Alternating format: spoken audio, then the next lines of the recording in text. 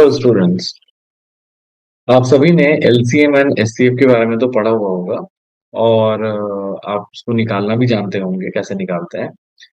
But कभी कभी ऐसा होता है कि कई बच्चों को एलसीएम एचसीएफ होता क्या है ये नहीं पता रहता, वो उसे प्रोसेस मगअप कर लेते हैं और उनको आगे की चीजें पता नहीं होती है।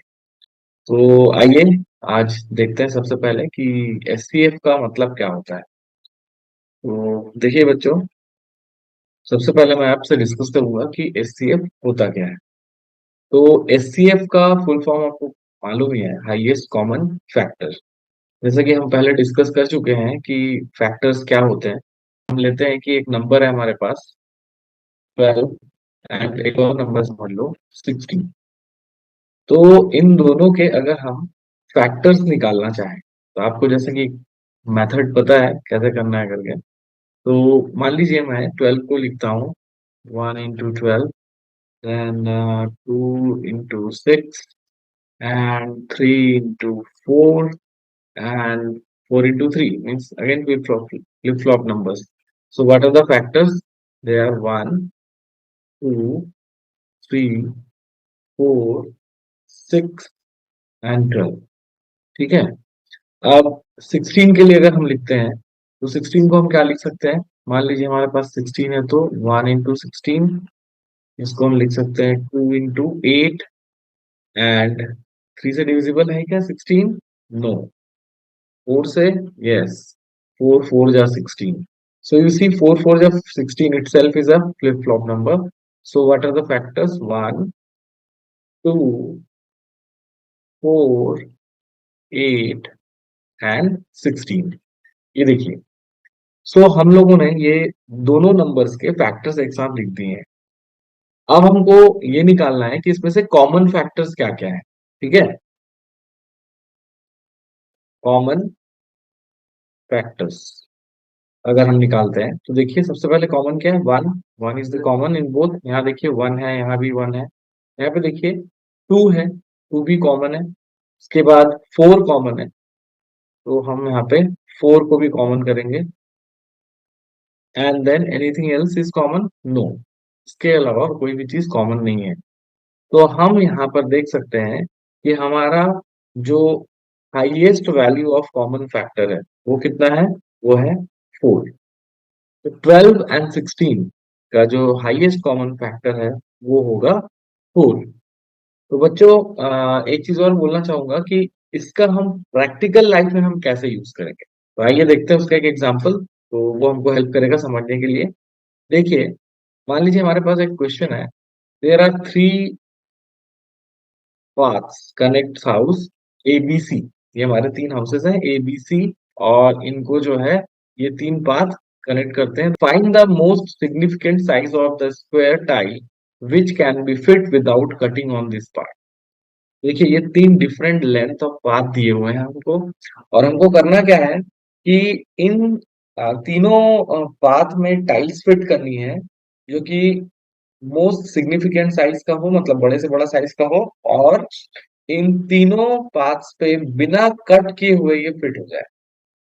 मतलब क्या होगा कि ये तीनों जो नंबर्स हैं, ये तीनों नंबर्स उस नंबर से डिवाइड हो जो कि यहाँ पे हमको फाइंड करना है।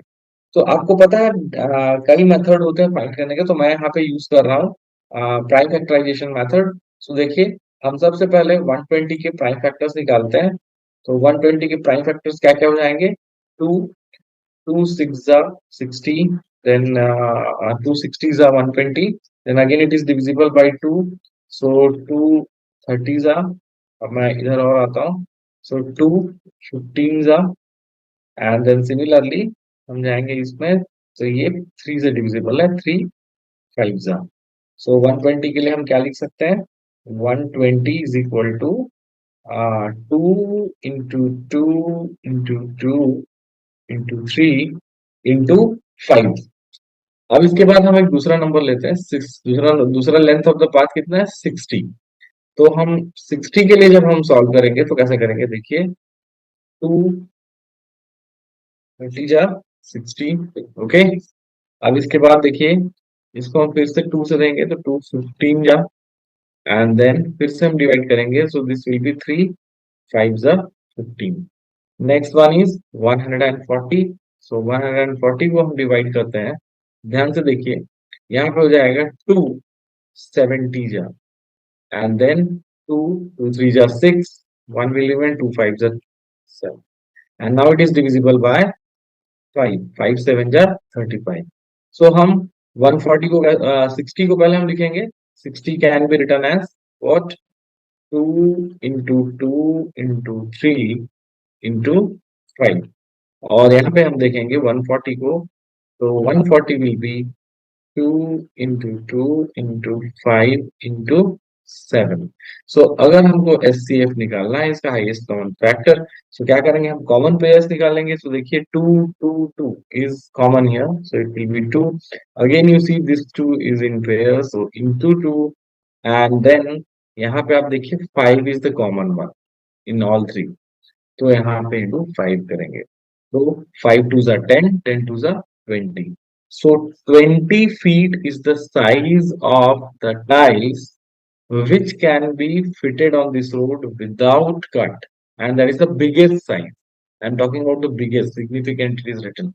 So this is the biggest size of the stone or tiles which we want to fit on these paths, which can be find out। I think आपको क्लियर हो गया होगा कि जब हमको किसी 3 नंबर का एक ऐसा डिवाइजर निकालना होता है जो कि हाईएस्ट वैल्यू कंटेन करता है और तीनों नंबर्स को डिवाइड करता है, तो हम उसको बोलते हैं HCF, highest common factor. I think इसका प्रैक्टिकल मीनिंग आपको समझ में आ गया होगा। सो हम आगे एलसीएम के बारे में भी ऐसी हमारी नेक्स्ट वीडियो में पढ़ेंगे। Okay, thank you, bye bye.